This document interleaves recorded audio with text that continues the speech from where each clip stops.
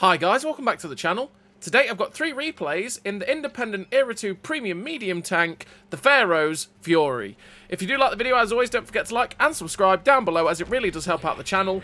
And yes, the Pharaohs Fury, it is one of the monster tanks. It is one of the tanks that you can earn in this year's Monster Hunter. And it is what was the first of the Halloween vehicles that they released in Cold War. It's a pretty okay tank. Well, it's a pretty good tank. It's not okay. It's a pretty good tank. And that's because it's got good mobility at 69 kilometers an hour with the build that I run.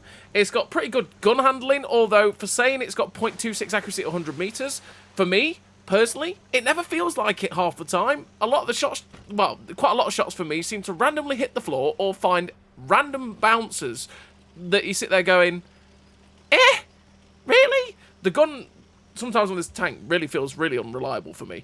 But generally, on the whole, if RNG says yes, it's a pretty damn nice gun.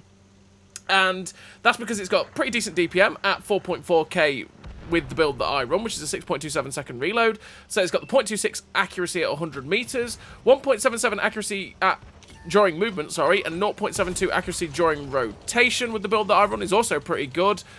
You've got, like I say, that fantastic mobility at 69 kilometers an hour, giggity, which means that you can fly along and keep up with the pace of the battle, especially in Era 2 where it is quite quick. You've got 27 kilometer an hour reverse speed as well, which is pretty nice, with that 21.25 horsepower per ton ratio, meaning you do get up to that 69 kilometers an hour top speed quite easily. You've got a 48 degrees a second hull rotation speed with a 41 degree a second turret rotation speed, meaning this tank does turn on the spot very, very fast, and it does feel very nimble when you're trying to get around corners and stuff like that. But just bear in mind that your turret rotation speed is slower than your tracks, so if you turn the opposite way to where you're trying to turn your turret, the turret will most likely lock up and not give you the ability to keep on track.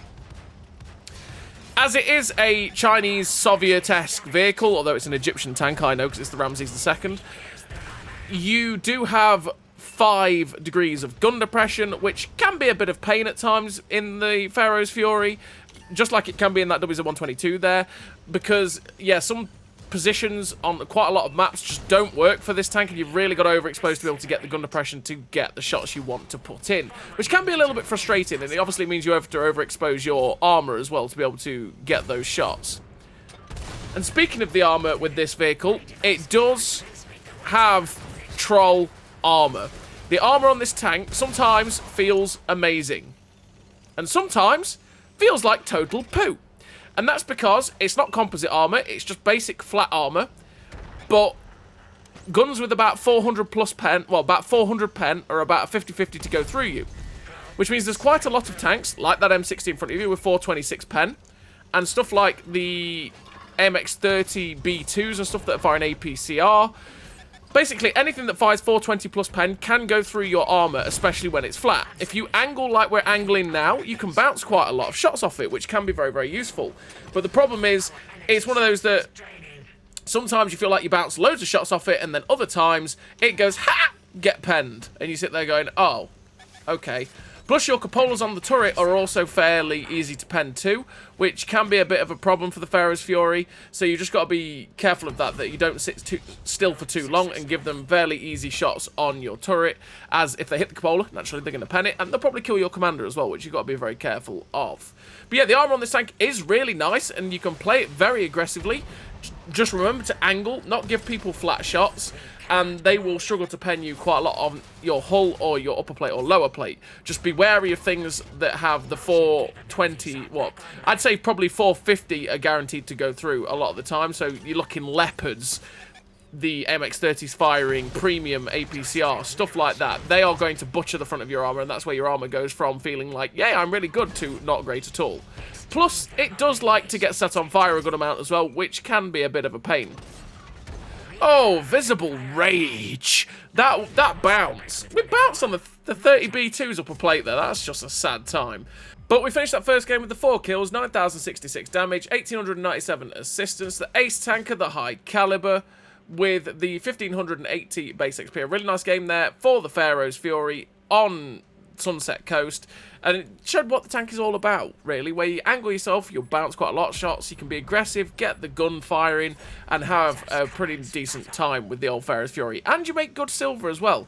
It does have a 165% silver bonus, which is absolutely fantastic, and that means that you will make bank in this tank. You really will. It makes a lot of silver, which is glorious, and because you got the Magak 5 gun, which is very similar to all the M60 guns, except for you get APF SDS Premium instead of Heat. You have 426 penetration on the standard APF SDS, which is really nice, with 1455 meters a second shell velocity, and you also get 494 penetration on the Premium APF SDS, which is also absolutely glorious, and will butcher pretty much every tank you're going to face in Era 2. And to add to that, to get even better, you have 250 pen on Hesh rounds, which have 570 damage, which you can really abuse against tanks like Bagel Panzers, against tanks like Chieftains, if you hit the lower plate, against Chieftains, AMX-30s. If you hit AMX-30s with this Hesh round, you will light them on fire so often. The Hesh round is something not to be underestimated on the Pharaohs Fury. As you can see, I mean, we rolled for 500 on that Chieftain, but we managed to finish him off with a guaranteed damage roll there with the Hesh. And 557 there on the Chieftain Mark 5 as well. That's what I'm talking about with these Hesh rounds. The damage, it ups your DPM absolutely massively in this tank. And the Hesh round is something that's really not to be sniffed at. So what do I run in terms of a crew and equipment on the Pharaohs Fury? Well, I run Born Leader, Rapid Reload, Sixth Sense, Steady Aim, Snapshot, Run and Gun, Trap Mechanic, Clutch Braking, and Rapid Aim, with the Advanced Loader, the Gun Stabilizer, and the Advanced Reload. So the Ammo Swapper to make the most of those Hesh rounds, because the Hesh rounds are beautiful. Gun Stabilizer to get the accuracy during rotation and movement down as low as possible, because otherwise this gun is really troll. The Advanced Loader to get the best DPM I can and get that 4.4k DPM. Rapid Aim to get the turret traverse up to that 41 degrees a second. Clutch Braking to get the hull rotation speed to that 48 degrees a second, and then all three gun perks to once again get this gun as good as possible so that I can actually hit my shots and hope that RNG doesn't troll me. There is different ways you can set up the vehicle, though obviously it's down to you and how you feel comfortable with the tank, as you could drop the clutch braking, for example, because your hull traverse is already pretty good, and since it's so much faster than your turret traverse, you might want to run something else like armor angling to reduce damage coming in, or run something to reduce the chance of getting set on fire, because that's the other thing that this tank does do quite a bit if you get petting through the upper plate or lower plate, is you do tend to get set on fire quite a lot. As it is that Soviet-esque vehicle, they do like getting set on fire, so it's something to be very, very careful of in the old Pharaohs Fury. So this second replay on Ruinberg, we're up to 6.1k damage with 2.7k assistance, and we're just pressuring the Magak 3 now. Unfortunately, the first shot missed there on the old Magak. The light tank drives around the corner. I think, can I get the shot into him? But no, you know what? We're just going to shut down the Magak 3. Since it is an M48 hull, we can just quite easily get rid of that guy, and we do. And now we're just going to pressure the old Sheridan. It's like, hello, Mr. Sheridan. Gave him a little bit of a ram, shot straight through his upper plate, and he is out of here. I see the medium tank running away behind me, and I think, you know what? No, I'm not going to go for that guy. We're going to go after this Magak 3 over here, because, again, they're fairly easy to pen. Put a shot straight through the back of him on the move. Give him a good big ram in the back. Tracked him in place as well, which fed us more assistance damage, which we'll take. And there's only one tank left on the enemy team, and it gets shut down, which was the Brennus. We'll finish the game with the 3 kills, 8.2k damage, the epic victory, with that 3.8k assist as well. So, I mean, 11k combined. The ace tanker, the sniper, the high caliber with the Confederate medal, 1675 base XP. A really nice game there for the Pharaohs Fury in a pretty damn nice map for it, which was Ruinberg, because you can get in, get stuck in, brawl to your heart's content, and that's what this tank can do very well. So we're on to the third and final replay, and this time we are on Airfield. And on Airfield, where I want to go in the Pharaohs Fury is to the mid position at E6, because from there I can shoot across the people that go up the one line, and I can also try and cut off the people that go to the heavy tank brawling section, and that's what we want to try and do.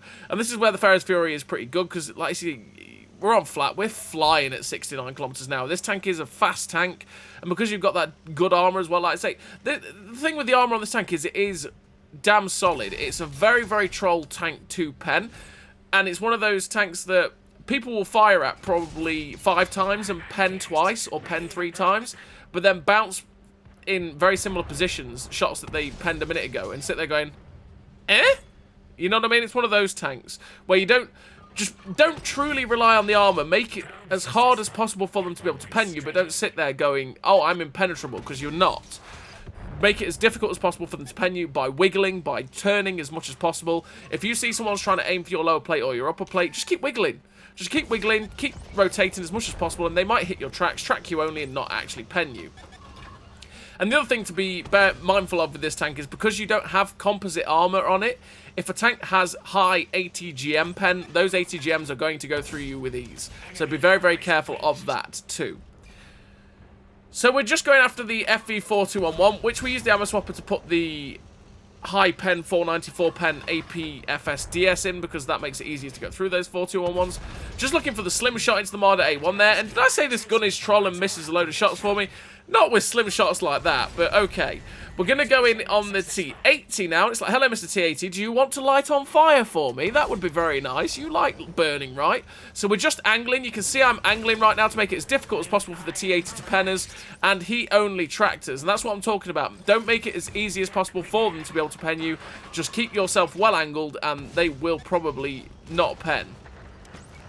The T80 shot at the FV4211, which didn't go for us. We're going to go through the 30B now. We load the APFSDS to finish him off, and we secure our second kill of the game. We see the FV4211 that's directly in front of us. I think, oh, that's a kill, but sadly he gets shut down. But we see the two medium tanks that are pressuring our heavy. So it's like, okay, I'm going to come and, okay, he's dead. Well, okay, we load the Hesh rounds, go for that upper plate, lower plate on the 30B2, but sadly, he just angled at the wrong moment for us there, which meant we couldn't get it. We're loading the HE now to go through the upper plate of the Leopard 1A1. 599. That is why we load those Hesh rounds, because those rolls are beautiful. 550 now on the Leopard 1 as well. And once again, I'm making it as hard as possible for him to pen me. I'm angling as much as possible, and we managed to ricochet a shot there off the side from that Leopard 1A1 too.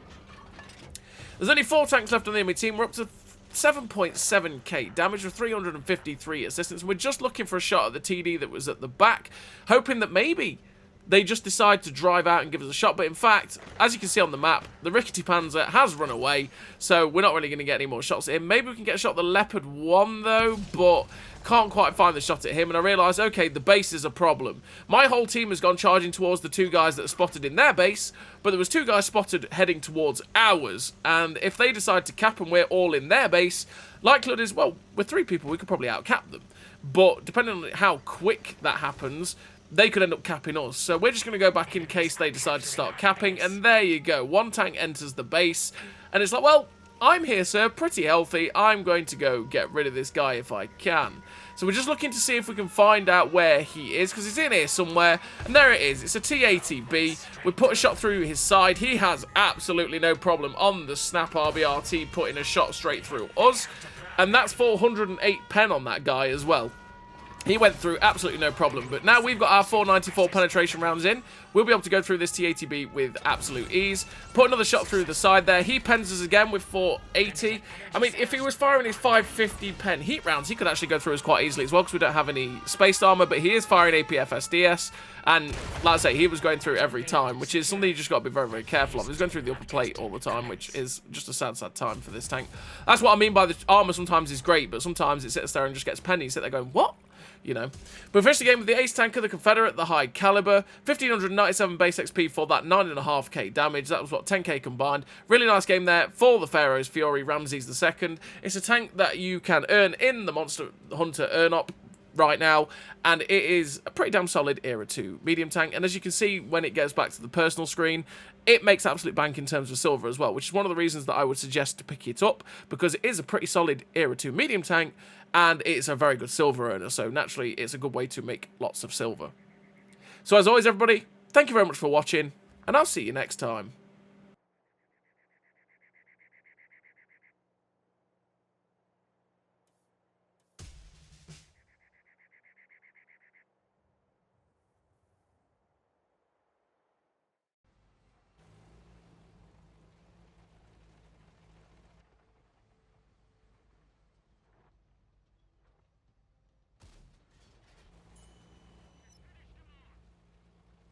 A great success.